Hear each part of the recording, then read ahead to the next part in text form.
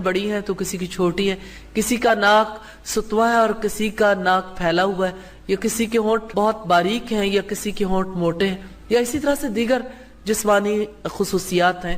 اب ان میں سے کسی ایک چیز کو اس کی اصل سے ہٹانا، تبدیل کرنا جائز نہیں ہے۔ جہاں تک اونچی ایڑی کا تعلق ہے، اس کے بارے میں جدید ریسرچز ہمیں بتاتی ہیں کہ پنڈلیوں کے پٹھے سخت ہو جاتے ہیں اور اسی طرح سے خاص بیماری لگ جاتی ہے، ریڑھ کی ہڈی میں کئی قسم کے نقائص پیدا ہو جاتے ہیں، اور اسی طرح انقلاب الرحم کا مرض اور جسمانی لاغر پن کا شکار ہو جاتی ہے عورت، اور عورت کا پورا ذہن صرف اس سمت میں لگ جاتا ہے پاؤں کیسے رکھوں اور کہاں نہ رکھوں، تو سارے زمانے میں سے اسے صرف اپنے پاؤں کا خیال رہ جاتا ہے، اس کے علاوہ باقی چیزوں کو فراموش کر دیتی ہے۔ بہت ہائی ہیلز جو لوگ پہنتے ہیں وہ ایسا لگتا ہے جیسے کوئی معذرت کے ساتھ کہ ساری توجہ اگر اس طرف ہو تو اس کا مطلب ہے دنیا ایک تماشا گاہ ہے جہاں پر کوئی اتنی ہائی ہیلز کے ساتھ اپنے آپ کو یوں پیش کرتا ہے گویا کہ ایک تماشا دکھایا جا رہا ہو، معذرت کے ساتھ۔ سم ٹائمز ایسا ہوتا ہے آپ کے نیلز جو ہیں وہ آپ کو بتاتے ہیں کیلشیم کی کمی ہو جائے یا کسی قسم کی بیماری ہو، نیلز سے ظاہر ہوتی ہے۔ اگر نیلز ہمیشہ کورڈ رہیں گے تو بیماریاں بھی یعنی اس بیماری کے بارے میں خبر بھی نہیں ہو پائے گی۔ اسی طرح سے دیکھیے کہ جیسے لپسٹک ہے بیسیکلی ایسڈ میں تیار کی جاتی ہے، اور اس ایسڈ کے لپس پر بڑے گہرے اثرات مرتب بھی ہوتے ہیں، اور اس کے اندر جو چیزیں ڈالی جاتی ہیں وہ کافی یعنی ایسی چیزیں جن کو دیکھنا بھی شاید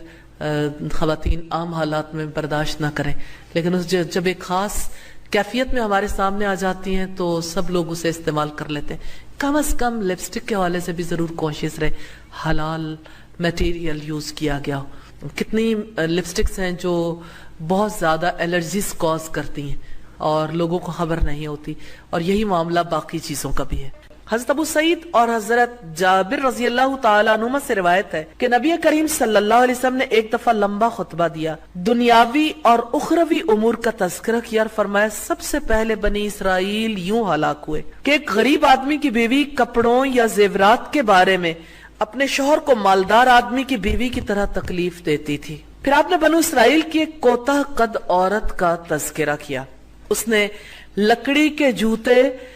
تیار کروائے، ایک انگوٹھی بنوائی، اس میں ایک خلا تھا، اس پر ایک ڈھکن تھا، اس نے اس خلا میں کستوری بھری اور 2 دراز قد یا بھاری بھرکم عورتوں کے ہمراہ نکلی، انہوں نے ان کے پیچھے ایک آدمی کو بھیجا، اس نے لمبے قد والی 2 عورتوں کو تو پہچان لیا لیکن لکڑی کی جوتیوں والی عورت کو نہ پہچان سکا۔ اب آپ سوچئے کہ کسی نے صرف اس مقصد کے لیے لکڑی کی ٹانگیں بنوائی کہ میں دوسروں سے لمبی دکھوں، تو ظاہر ہے کہ یہ بے جا تکلف ہے، یعنی چھوٹا موٹا کہیں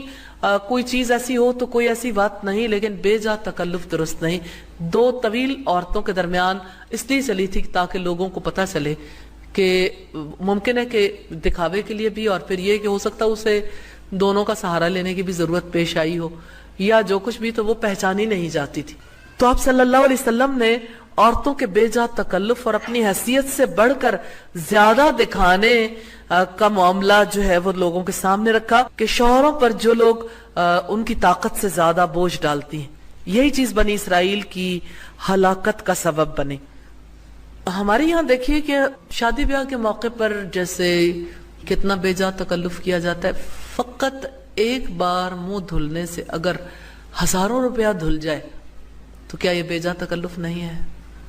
اور اس کو سب نے جائز قرار دے دیا اور حق سمجھ لیا، ہر عورت حق سمجھتی ہے۔ اور ہمارے یہاں تو اب اس سے آگے بڑھ کے خواتین سے میک اپ کروانا، پھر جینٹس سے، مردوں سے بھی میک اپ کروایا جاتا ہے۔ اور پہلے تو وہ خواتین کروایا کرتی تھیں جو یعنی شریف گھرانوں سے متعلق نہیں تھیں، لیکن اب شریف گھرانوں کی بچیاں بھی ایک ہی بھاگ دوڑ میں ہیں۔ تو اس حدیث سے ہمیں یہ پتہ چلتا ہے کہ ہر چیز اپنے مقام پر بھلی لگتی ہے،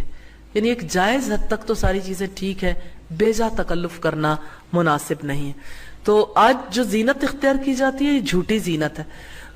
ایک دلہن کو دیکھیے جس طرح اسے بنایا سنوارا جاتا ہے، نارملی ایسا ہوتا ہے کہ دلہن اگر فیس واش کر کے آ جائے تو پہچانی بھی نہیں جاتی، شوہر کے لیے پہچاننا بھی ممکن نہیں رہتا۔ اور وہ جو عورت تھی بنی اسرائیل کی، وہ اپنی انگوٹھی کو اس طرح سے حرکت دیتی تھی کہ ہر طرف خوشبو پھیل جاتی تھی۔ تو ایک ایمان والی عورت کبھی دوسروں کے دل لبھانے کے لیے اس قسم کی حرکتیں نہیں کرتی. تو عورت کی زیب و زینت مطلوب ہے لیکن اسے جائز دائرے کے اندر ہونا چاہیے. سورہ الاعراف میں رب العزت نے فرمایا کس نے اللہ کی زینت کو حرام کر دیا ہے؟ جس نے اللہ نے اپنے بندوں کے لیے بنایا. رسول اللہ نے فرمایا